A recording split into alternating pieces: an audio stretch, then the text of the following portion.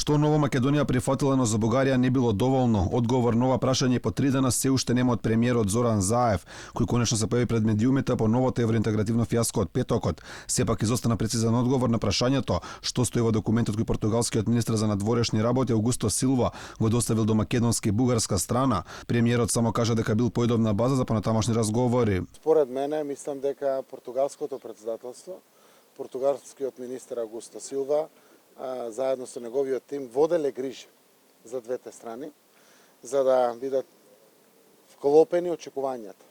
Кај нас рековме дека тоа е добра база, поидовна основа за решение. Ние го дискутираме сериозно и веќе се одржаа неколку состаноци и ќе продолжат секако во текот на оваа седмица да се одржат. Како што објави бугарски БГНС, во документот стоело дека Македонија прифаќа дека македонскиот јазик бил кодифициран во 1944 година, односно дека пред тоа како македонски не постоел.